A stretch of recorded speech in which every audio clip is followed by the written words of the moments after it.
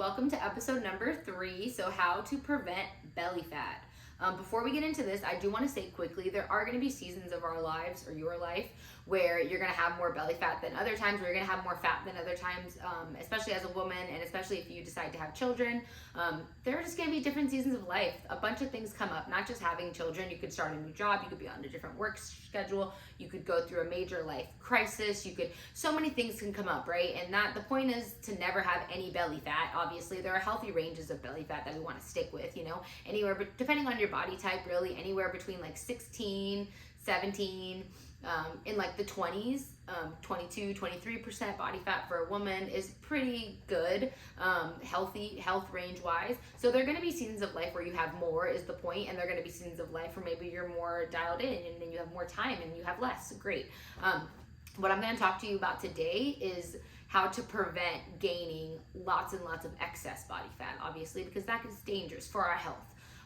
So there are two different types of belly fat that we should understand. There's subcutaneous, and that is the top layer of the belly fat. So that's really like the part that we see, that we like jiggle, that we can touch and stuff like that. That is that belly fat. Now that is not as directly linked, it's not as dangerous as the other type of belly fat. It is obviously still like being over a certain level of body fat and having excess body fat is stressors on our body and is not good for our health, but the subcutaneous fat is the less like dangerous one, I should say. The visceral fat is that deep belly fat. It is like the visceral fat actually has like cells and like it's alive kind of thing. Okay, so it is like metabolic, like it's alive. And that is the more stubborn one, and that is the one that is deep around our organs. So that is the most dangerous ones, obviously, because it's stubborn, it has its own metabolic rate, and it's surrounding our organs, which our organs keep us alive and functioning and doing all the wonderful things that we're allowed to do. So those are the two different types of belly fat. Visceral fat is more stubborn and harder to get rid of, but there are things that we could do to prevent belly fat. The reduced belly fat video from last week, all of those tips still apply, or all of those, I don't like to call them tips, all of those habits that we should be doing still apply. And these are just going to be kind of ways to really prevent that from happening. So let's say worst case scenario, you're in midlife crisis, things are going crazy in your life right now, you don't know what to do, you do know that you want to control your health during this time of life, and you want to try to prevent belly fat from accumulating too quickly or whatever, then these are the things that you're going to want to do, type of thing, okay? You can still use these things to reduce the current belly fat you have, but these are just really good habits to instill it, so that way you don't get to that point that you have to reduce belly fat, okay?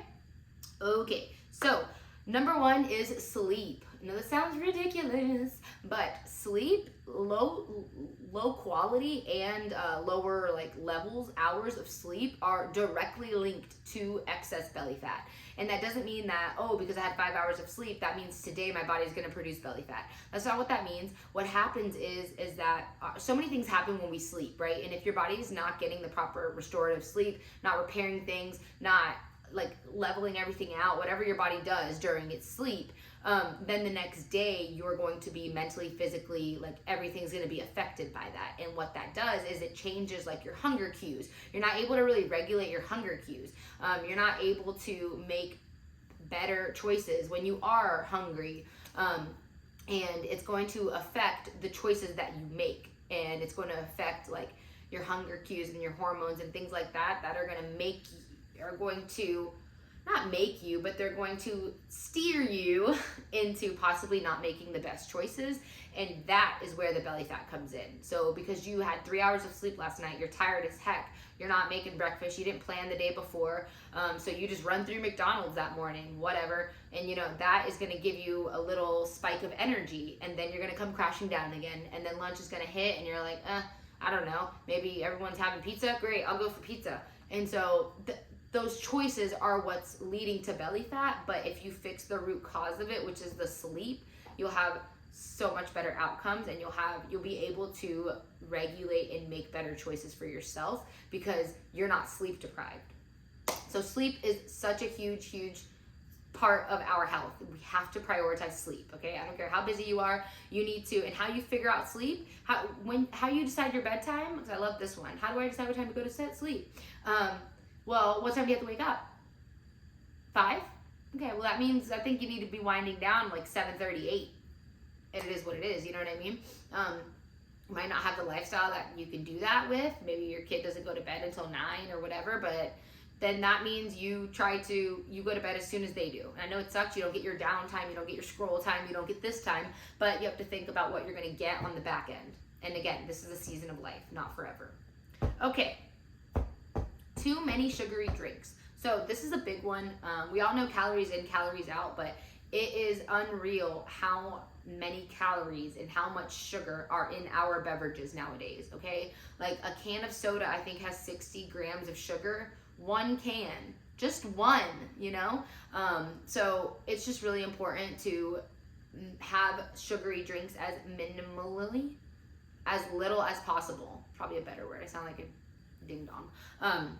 So it's best to just, you don't have to eliminate them. Obviously, if you love your Starbucks drink, or you love this, or you love that, you love your regular Coke fountain drink. I know I love fountain drinks. I do drink Coke Zero, but still, I know some people just prefer, the thing of it. Then try your best to just do water or sparkling water.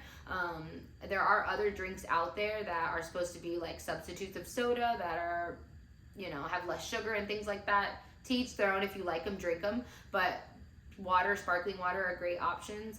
And just try to minimize the amount of sugary drinks that you are drinking, because sugary drinks add up, and that is directly linked to higher belly fat. People who drink more sugary drinks on average than other people have more belly fat, no matter everything else, no matter their athletic performance, no matter how much they exercise, no matter whatever, all other factors remaining equal, you're gonna have more belly fat if you are just drinking like 2 or 3 sugary drinks a day. So eliminate or really, really, really reduce those. And number 3, increase your fiber. So fiber is that like magic thing. I'm just kidding. But fiber really does help with so much of our body. It helps with regular bowel movements, obviously. It helps with your gut health. It helps with your regulating your hunger, like being fuller. It helps with type 2 diabetes. It lowers your total cholesterol. There's so many things that fiber does, okay? So, and there's so many different ways you can get fiber. So fruits and vegetables, obviously some have more than other. Literally Google fiber foods, and whichever ones you like, focus on those. Sweet potatoes, whole grains, seeds, nuts, berries, all of that has so much fiber in it. And it's no reason why, people who have more fiber are being linked to being leaner individuals, because the foods that have fiber in them aren't processed crap. So that's kind of doing 2 things. Number 1, it's increasing your fiber, which is obviously great for health, like internal organ health and things like that. But it's also helping you pick more of the whole foods, which overall is going to help your energy levels, your diet, your belly fat, your everything across the board. So fiber is really, really, really important. So women, 25 grams of fiber a day, men 30, and that's really it. So I hope you got a lot from that. So remember, 2 different types of belly fat, how to prevent belly fat from accumulating. Make sure you're regulating your sleep. Make sure you're getting 7-8 hours of sleep at least, and 8 to 9, really, I should say. Let me reverse. 8 to 9 hours of sleep at least, consistently. Obviously, you're gonna have a bad night here and there. That is not what I'm talking about. And then make sure that you are trying to eliminate as much as possible high sugar drinks. And then finally, fiber. Increase that fiber, baby. All right.